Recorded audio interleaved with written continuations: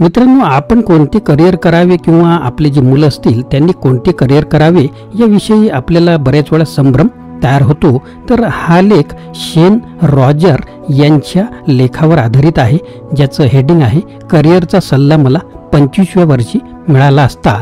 तर याबद्दल आपण माहिती पाहणार आहोत, म्हणजे आपल्याला करिअर निवड करताना महत्त्वाचे मुद्दे लक्षात येतील. तर हा लेख 7 वर्षापूर्वी प्रथम पोस्ट केला गेला होता. 6 दशलक्षाहून अधिक वेळा वाचला गेलेला लेख आहे. अनेक भाषांमध्ये अनुवादित सुद्धा केला गेला आहे.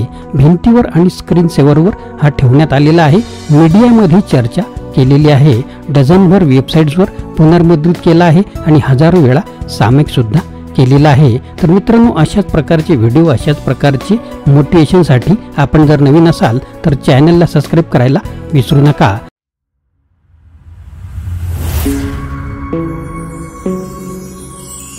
नमस्कार मित्रांनो, माझे नाव आनंद आहे आणि मराठी आनंद यूट्यूब चॅनलमध्ये आपणा सर्वांचे स्वागत आहे. मला खात्री नाही की ते का जीवावर आदळले, पण अनेक वर्षापासून लोक मला पुस्तकाचा आधार म्हणून वापरण्याचा आग्रह करत आहेत. आता माझ्याकडे आहे, त्याला वर्कनाडो म्हणतात. तुम्ही जगण्यासाठी कार्य करण्याच्या पद्धतीची पुनर्कल्पना करा.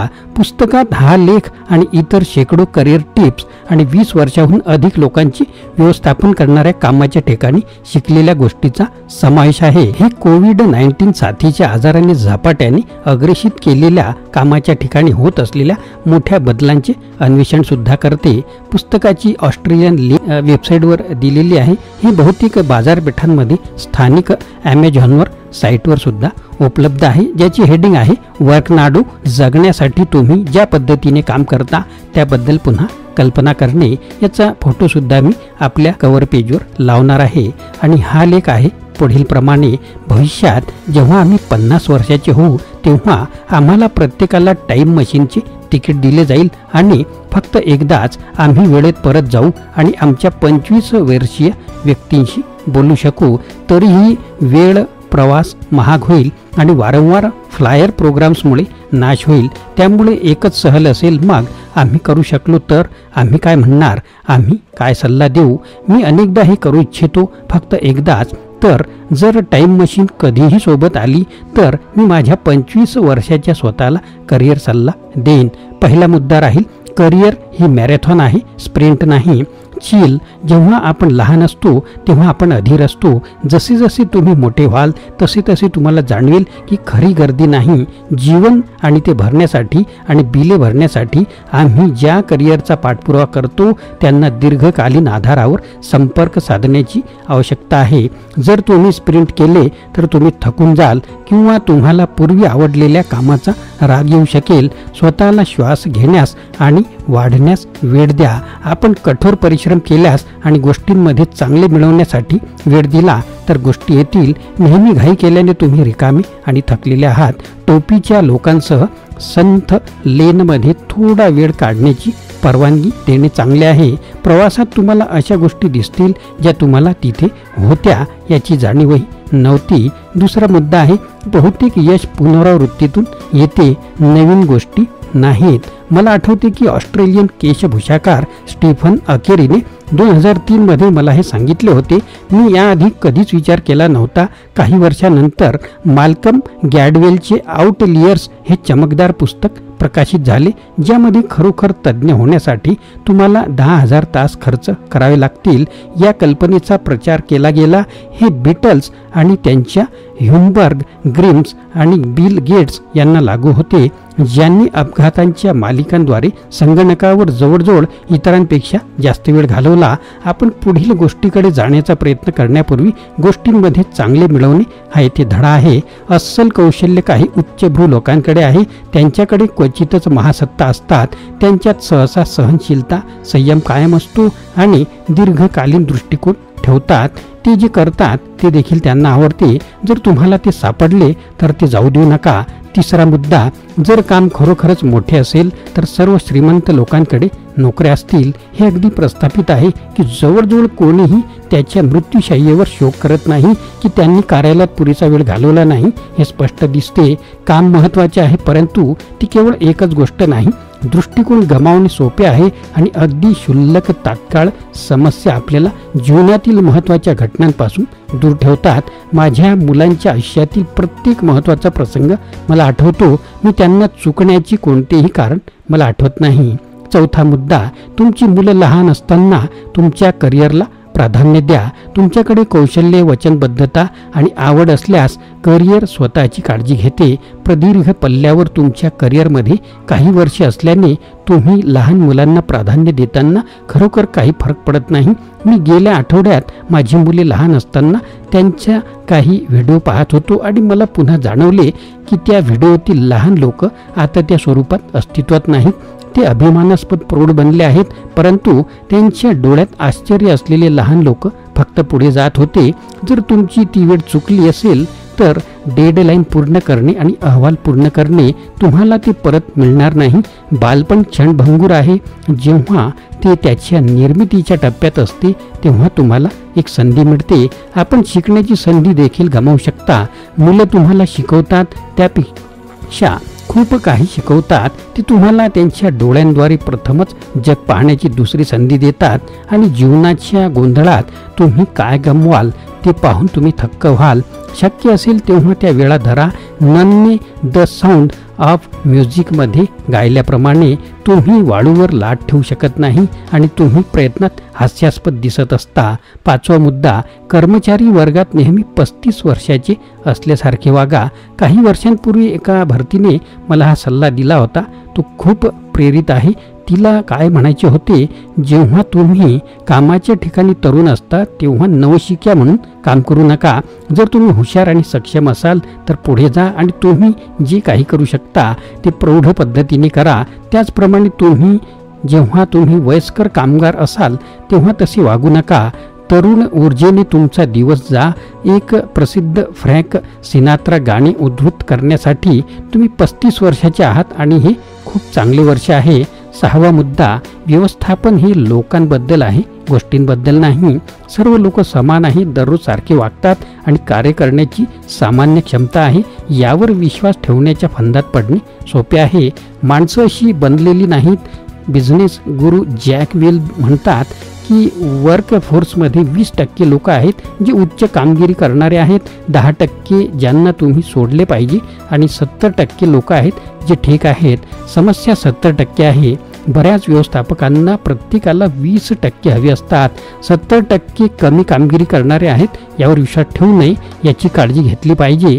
कधीकधी आपल्याला उच्च भ्रूंच्या महासत्तेचा नव्हे तर जनतेच्या क्षमतेचा उत्सव साजरा करण्याची आवश्यकता असते. व्यवस्थापक म्हणून आम्ही गोष्टी व्यवस्थापित करत नाही, आम्ही लोकांना सशक्त बनवत आहोत आणि जे काही ते टेबलवर आणतात त्यांचा सर्वोत्तम वापर करत आहोत. सातवा मुद्दा, इतरांचे मनापासून ऐका. विचारांच्या सापळ्यात पडणे सोपे आहे की आपल्याकडे वैयक्तिक म्हणून सर्व उत्तरे आहेत. आम्ही नाही. एक गट म्हणून आम्ही खूप शक्तिशाली आहोत. आपल्याला खऱ्या अर्थाने सहयोग करणे आणि इतरांची मते ऐकणे शिकले पाहिजे आणि आपण प्रथम आपल्याच लोकांना विचारले पाहिजे. त्यामुळे अनेक व्यवस्थापक आणि कंपन्या प्रथम बाहेरील लोकांना जाब विचारण्याच्या फंदात पडतात आणि नंतर प्रयत्न केलेल्या आणि खऱ्या कर्मचाऱ्याची खरेदी न करता शिफारसी लागू करण्याचा प्रयत्न करतात. जवळजवळ प्रत्येक बाबतीत आपल्या स्वतःच्या लोकांना आधीच उत्तरे माहीत आहेत. आपल्या आजूबाजूला बसलेल्या प्रतिभेकडे आपण ओळखीचे आंधळे होऊ देणे टाळले पाहिजे. आठवा मुद्दा, भयानक बॉससाठी कधीही काम करू नका. खरोखर वाईट बॉसला सहन करण्यासाठी आयुष्य खूप लहान आहे. जर तुम्हाला एखाद्यासाठी काम करत असेल तर नवीन नोकरी शोधणे सुरू करा लगेच. मग बॉसला काढून टाका, वाईट बॉसला काढून टाका, सोडून द्या. नववा मुद्दा, कर्मचारी हे मर्यादित भावनिक क्षमता असलेले लोक आहेत हे ओळखा. हे मला पूर्वी माहीत असल्याची इच्छा आहे. मला आता हे स्पष्ट झाले आहे की मानवांमध्ये मर्यादित भावनिक क्षमता आहे.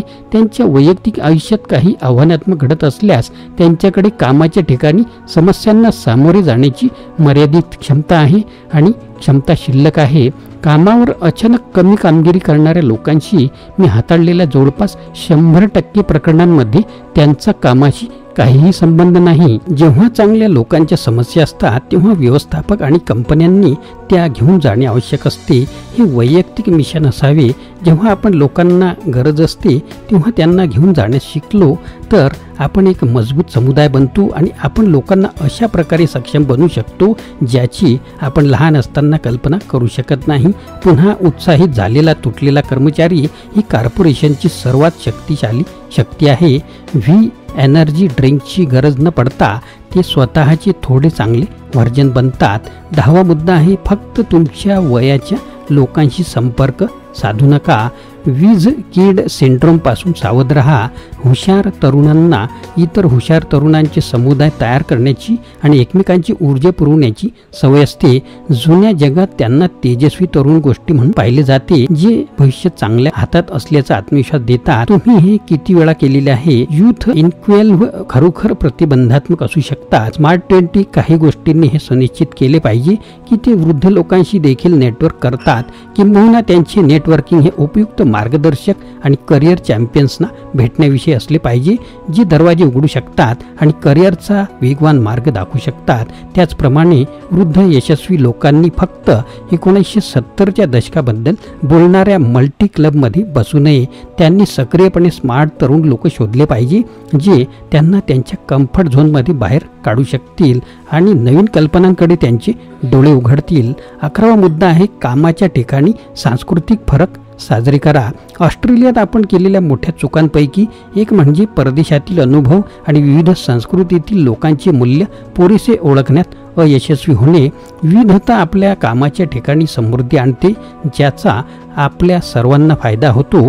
परदेशातील अनुभव हा खरा अनुभव असतो. आपल्या कामाच्या ठिकाणी नवीन विचार इंजेक्ट करण्याची प्रत्येक संधी आपण घेतली पाहिजे. तेथूनच जादू सुरू होते. 12वा मुद्दा तुमचा व्यवसाय काय करतो हे समजून घेण्यासाठी वेळ काढा. मला राष्ट्राध्यक्ष JF केनेडी यांच्या नासाच्या भेटीची कथा खूप आवडते. ज्या दरम्यान त्यांनी एका क्लीनरला त्यांचे काय काम आहे हे विचारले. क्लीनरने उत्तर दिले की त्याने चंद्रावर रॉकेट पाठवले. आपल्या संस्था प्रत्यक्षात काय करतात याचा एक भाग आपल्या सर्वांना वाटला पाहिजे. मोठ्या चित्राचा भाग होण्यासाठी आपण वेळ काढला पाहिजे आणि आपल्या कार्यस्थळाच्या खऱ्या उद्दिष्टांशी नेहमी जोडले गेले पाहिजे. कोणीतरी तुम्हाला सांगेल याची वाट पाहू नका किंवा अंतर्गत संवाद बकवास आहे असे शोक व्यक्त करू नका. स्वतःसाठी शोधा. 13वा मुद्दा आहे परदेशात काम करणे थांबू नका.